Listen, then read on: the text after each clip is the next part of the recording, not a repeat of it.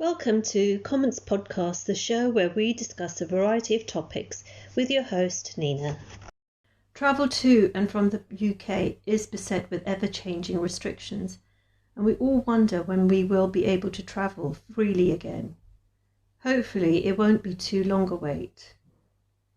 At present, the UK is introducing a mandatory 10-day quarantine in designated hotels for travellers entering the UK from 30 countries stipulated as high risk.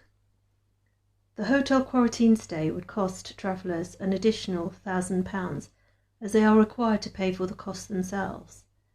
It appears to be fairly comprehensive. It includes countries from South America, South Africa, Portugal, UAE, Kenya, as well as many others. The scheme has been implemented and is urgently required to tackle the escalation in transmission rates of the new mutant coronavirus. The new strain of COVID-19 is considered to be highly virulent, and it is really important to ensure anyone arriving in the UK are not unwittingly harbouring the virus. The government has tightened up controls of those entering the UK from other nations by introducing requirements for all travellers to provide proof of a negative COVID-19 test that has been taken 3 days, or 72 hours to be more precise, prior to their arrival date to the UK.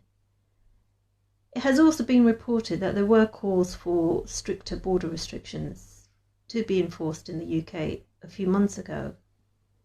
Some have argued that the borders should have been closed over a year ago with the onset of the pandemic back in March 2020, with the closure of all travel corridors and or severe travel restrictions imposed. UK is an island, admittedly, and could have benefited from tightening its border restrictions.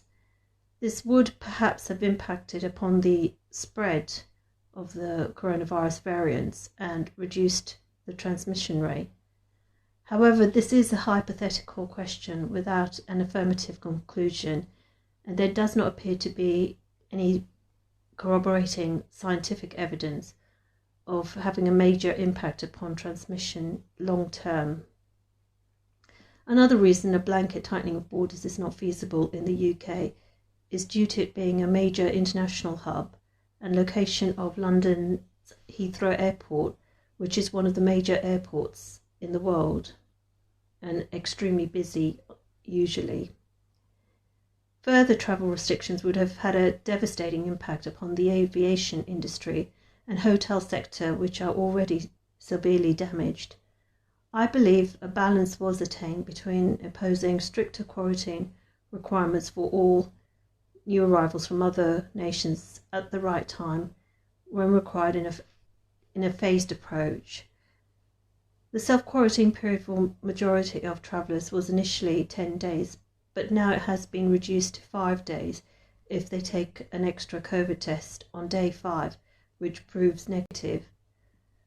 Whether international arrivals actually adhere to the self-isolation period is difficult to ascertain due to doubts about its effective enforcement. Question still remains if there are effective checks taking place to ensure compliance by all travellers entering the country.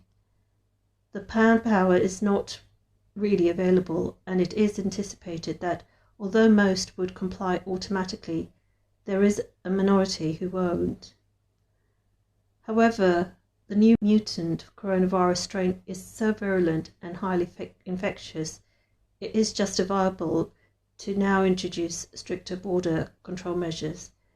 The UK death toll has passed the 100,000 milestone earlier, and it is grim news, knowing that there are many more thousands of coronavirus deaths to be anticipated.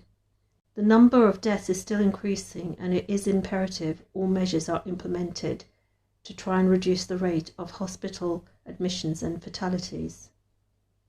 Mitigating the risk of any new highly infectious coronavirus mutant strains being imported by travellers is one restriction, which is an effective targeted approach. Countries which have been listed as are considered to be high risk. Additionally, the UK's mass vaccination programme rollout at present should not be placed in jeopardy by any new strains of coronavirus entering the country. The cost would be catastrophic upon reducing the rate of coronavirus transmission in the wider population. Hopefully, a large percentage of the population will have received the vaccine jab within the next few months with the successful implementation of the vaccine programme. It can be concluded undoubtedly there is an economic cost of damage to the aviation, hotel, travel and tourism sectors with the imposition of the new border restrictions.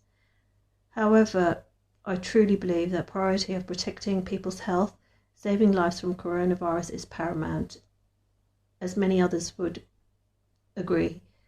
These sectors will eventually bounce back as soon as the vaccine programme is rolled out. Then more people will be freer to travel abroad and to the UK.